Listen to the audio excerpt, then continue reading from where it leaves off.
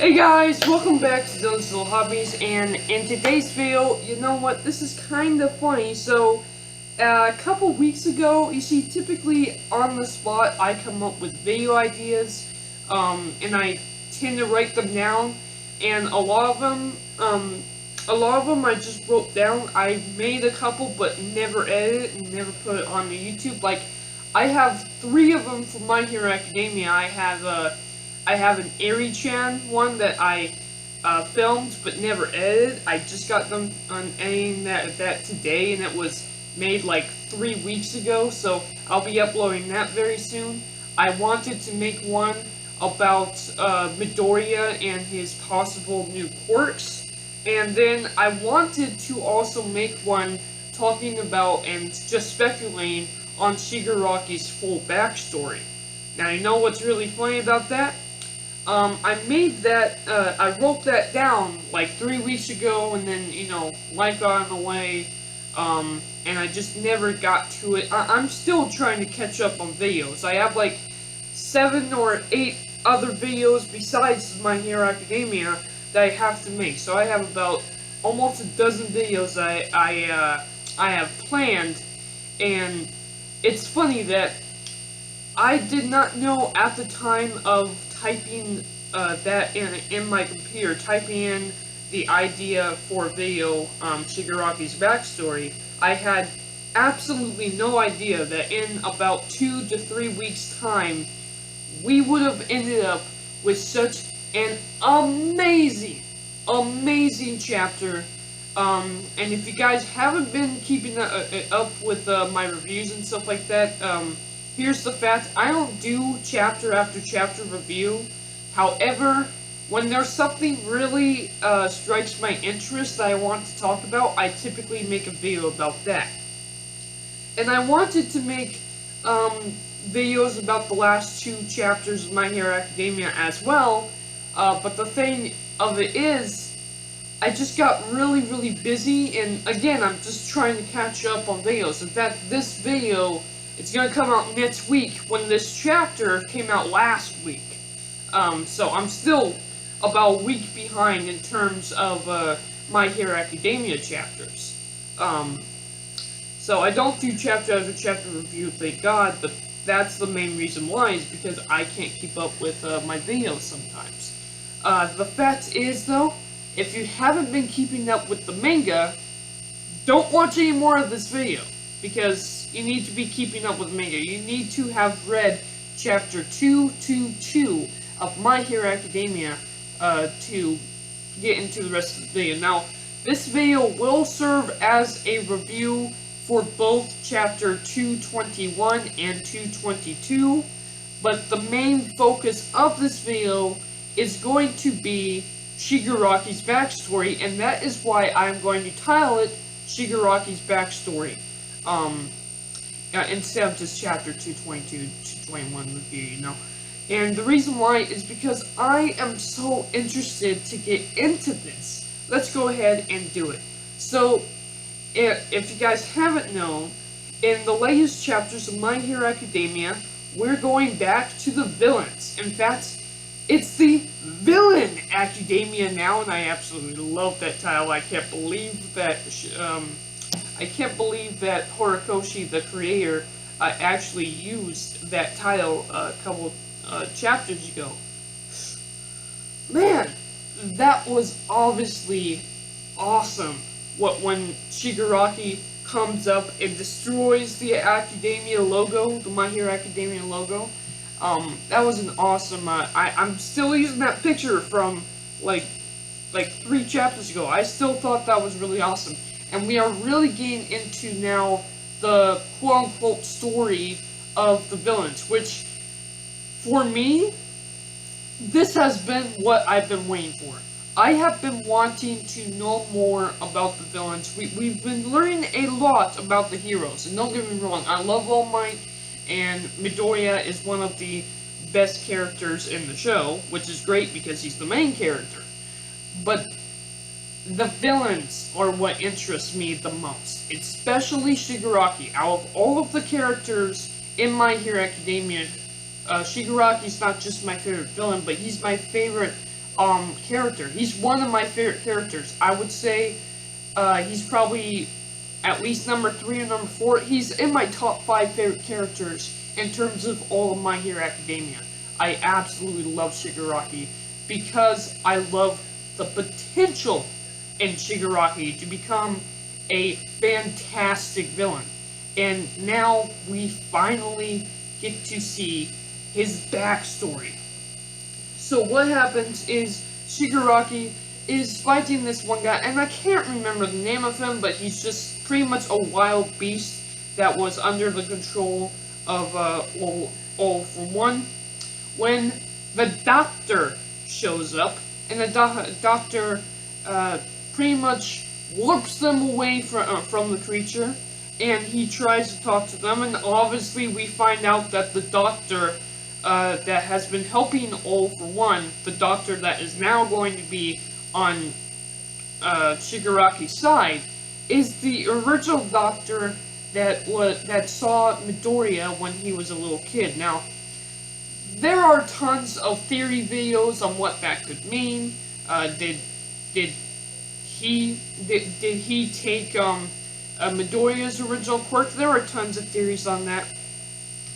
For me personally, I think I think it wasn't really smart to use him as the character who was helping All for One, because, well, I mean, it just begs the question, why was he seeing Midoriya in the first place? And, you know, it kind of begs that question, and I hope we don't get the stupid answer of, yeah, Midoriya did originally have a quirk and got stolen, because if that's the case, it kind of defeats the whole story of My Hero Academia. The fact that Midoriya was a quirkless boy, was born quirkless, and was given a great power and responsibility, yes, I'm stealing that from Spider-Man, was given a great power and responsibility from the #1 hero in the world. You know, that's pretty incredible. I love the story, and I don't want it to change. I don't want it to be copyrighted or anything like that. So I really, really hope that they keep that. I really, really hope that they don't go in. If they're going to go in further with the Doctor, that's fine, but don't retcon the story. You know what I mean? I don't want the story to be retconned. I said copyright, but I meant retcon.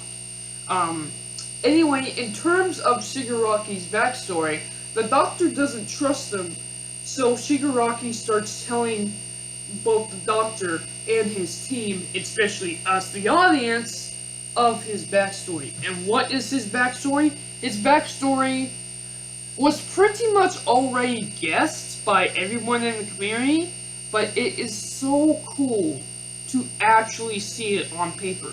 So what happened is, well, Shigaraki was once a little lad, and for some reason, he had this super powerful, extremely dangerous quirk that he could not control.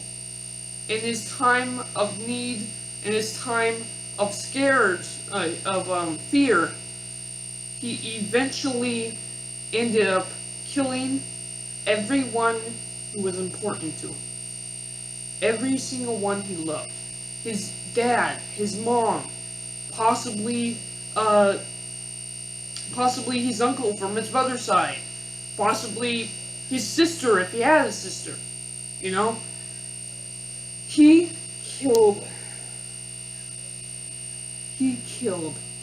everyone he loved with his own hands, not trying to. He was in absolute fear, and it just messed him up with this dangerous and deadly quirk.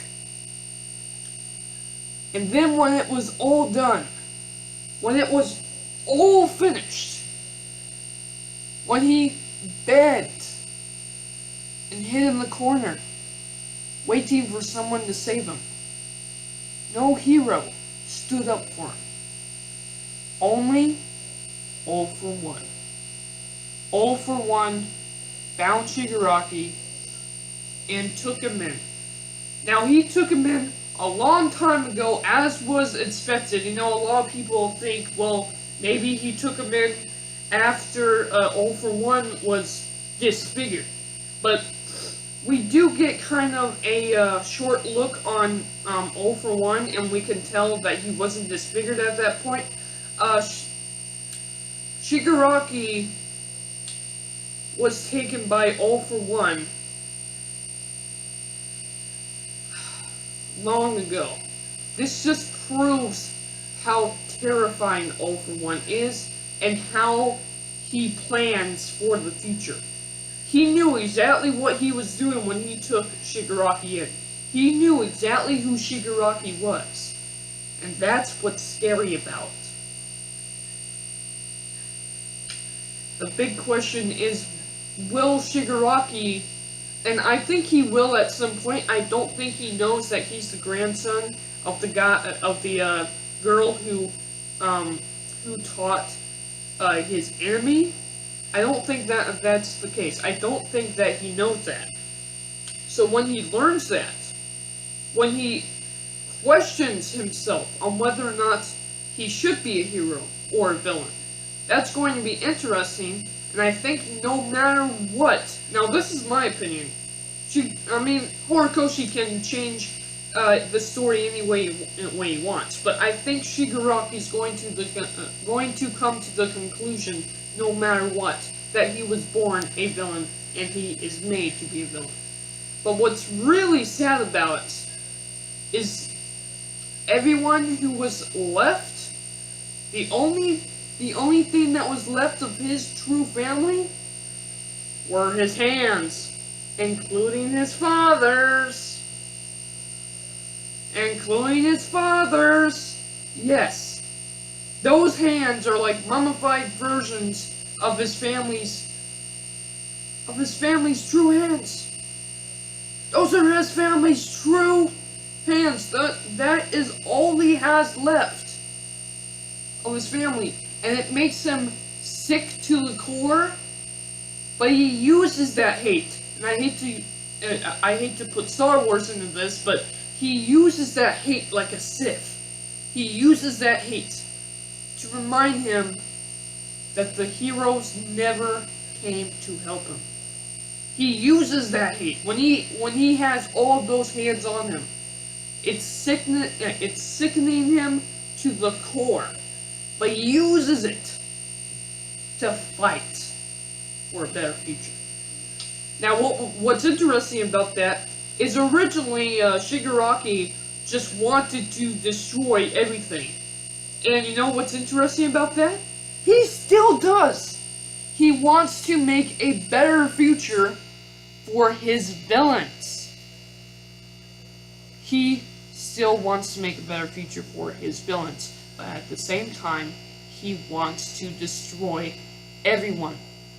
And coming to that realization in this chapter, in chapter 222, really just raises him up even more as a fantastic and interesting villain to me, especially now that we know what his true motives are, which is just great for me. You know, that's the thing. A villain without true motives, not really interesting to me. Like All for One, I know he's the biggest bad guy of the series, but he never really had anything going for him other than being the big bad boss, which for me makes him a boring villain. Shigaraki, on the other hand, is a lot more interesting, and I cannot wait to learn more about Shigaraki. Thank you guys for watching, and I am out. I absolutely loved chapter 222. Let me know what your thoughts about Shigaraki's backstory in the comment section below. Wow, what an amazing chapter. I've been wanting more of this. I've been wanting more of Shigaraki, and we've been getting it. I'm happy. I'm thrilled. I can't wait to see more. I'm out. Bye.